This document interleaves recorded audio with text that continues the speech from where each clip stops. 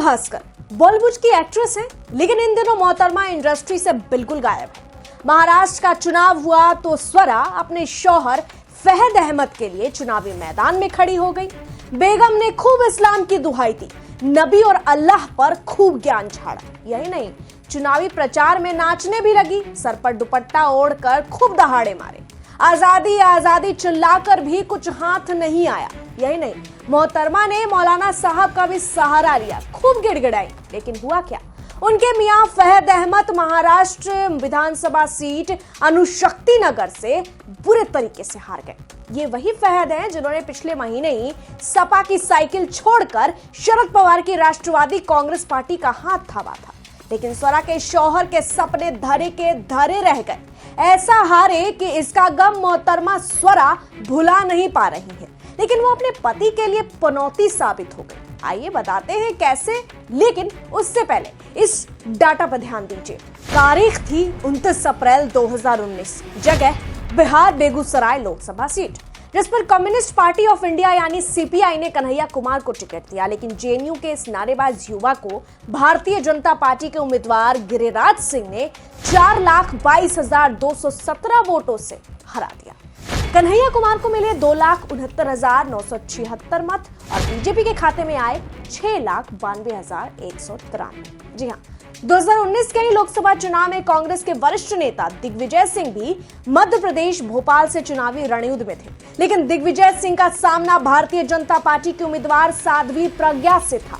BJP को 8,65,212 vote मिले, जो दिग्विजय सिंह से लगभग 3.6 लाख से अधिक है, जिन्हें लगभग 5,01,279 वोट मिले। 2019 में ही राजस्थान के सीकर से सीपीआईएम से अमरा राम भी थे, जिन्हें 31,462 वोट्स मिले। उन्हें भारतीय जनता पार्टी के उम्मीदवार सुमिधानंद सरस्वती ने 1,29,507 वोटों के अंतर से हराया, जबकि बीजेपी के खाते में आए 13,26,969 मत।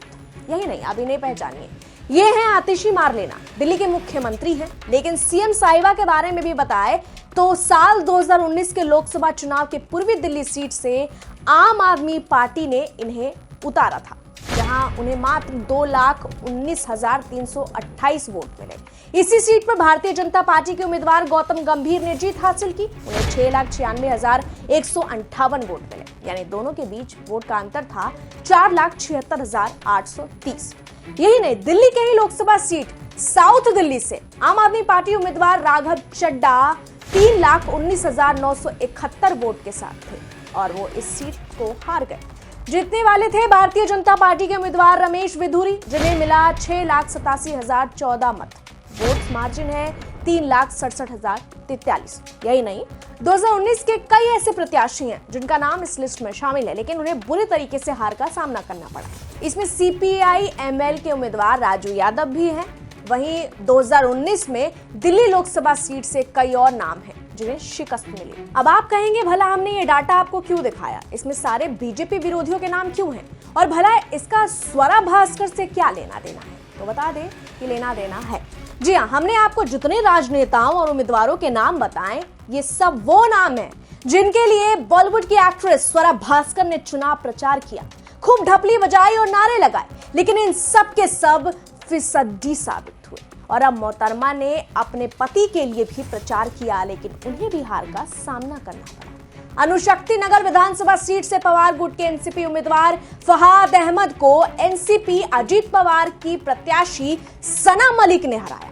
एक्ट्रेस स्वरा के पति को 45,963 वोट मिले, जबकि सना मलिक को 49,341।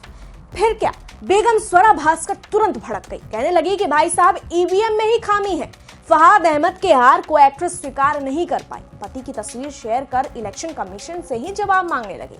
शौहर फहद अहमद की हार से बौखला गई, ईवीएम पर भड़ास निकालने लगी। यहाँ ट्वीट कर स्वरा ने लिखा, पूरा दिन वोट होने के बावजूद ईवीएम मशीन 99% कैसे चार्ज हो सकती है? इलेक्शन कमीशन जवाब दे। अणुशक्ति नगर विधानसभा में जैसे ही 99% चार्ज मशीनें खुली, उसमें बीजेपी समर्थित एनसीपी को वोट मिलने लगे। आखिर कैसे? स्वरा ने तो पति फहद की हार पर रिएक्ट करते हुए इंस्टा स्टोरी पर इमोशनल तस्वीर भी शेयर कर दी, जिसमें फहद मोबाइल फोन देख रहे हैं, वहीं एक्ट्रेस उनके गले लगकर रोती नजर आ रही हैं। तस्वीर को शेयर कर स्वरा ने कैप्शन में लिखा लीडर, लेकिन यहां तो स्वरा से जुड़ा पनौती शब्द इंटरनेट पर वायरल होने लगा, ट्रेंड बनता चला गया। जी हाँ, पनौती, जैसे कि आप सब जानते हैं कि शब्द जो पनौती है वो बुरी किस्मत की ओर इशारा करता है। अब ये ट्वीट्स देखिए। एक यूजर है, उन्होंने स्वरा की तस्वीर शेयर कर लिखा, भाईजान मतलब अपने शौहर को भी कहीं का नहीं छोड़ा। इसके अलावा एक अन्य यूजर ने लिखा, पारस मनी किसी भी वस्तु का स्पर्श कर ले तो वो सोना बन जाती है और स्वरा भास्कर किसी को स्पर्श कर ले तो ... और आगे यही तस्वीर शेयर की गई है। एक और यूजर ने लिखा, पनौती स्वरा का सैया हो या भैया, जिसके लिए प्रचार की उसकी डूबी नैया। स्वरा भास्कर ने पिछले 6 साल में 5 अलग अलग पार्टियों के 7 प्रत्याशियों के लिए प्रचार किया। वो सभी चुनाव हार गए, जिसमें आज उनके अपने पूर्व के भैया और वर्तमान में सैया भी शामिल है। यहाँ तो मंडी से सांसद और एक्ट्रेस कंगना रनौत ने भी तन्नू वेड्स मन्नू की को एक्टर बॉलीवुड एक्ट्रेस स्वरा भास्कर के पति फहाद अहमद की हार को लेकर तंज कस दिया और कहा कि उनका हाल खिसियानी बिल्ली खंभा नोचे जैसा हो गया है। मैंने महाराष्ट्र में प्रचार के दौरान देखा कि आज वहां का बच्चा बच्चा मोदी मोदी कर रहा है। जो लोग देश को तोड़ने की बात करते थे, जनता ने उन्हें सबक सिखा दिया। यही नहीं, यूट्यूबर एल्विश यादव ने तो स्वरा भास्कर पर ये तक तंज कसते हुए लिखा, ये स्वरा को हिजाब में ना रखने की सजा है। फिर तो स्वरा को और भी ज्यादा आक्रामक कमेंट आने लगे। बहरहाल स्वरा भास्कर अभी चारों तरफ से घिरी हुई है। एक तरफ वो अपने पति फहाद अहमद के हार का सामना भी नहीं कर पा रही हैं, ईवीएम का गाना गा रही हैं, वहीं उन्हें लोगों ने निशाने पर भी ले लिया है, पनौती कहा जा रहा है। लेकिन इस पर आप क्या कहेंगे, आपकी क्या राय है, कमेंट कर जरूर लिखें। फिलहाल के लिए इतना ही। मैं आपके साथ अंजना उपाध्याय, आप देख रहे थे HCN न्यूज। धन्यवाद।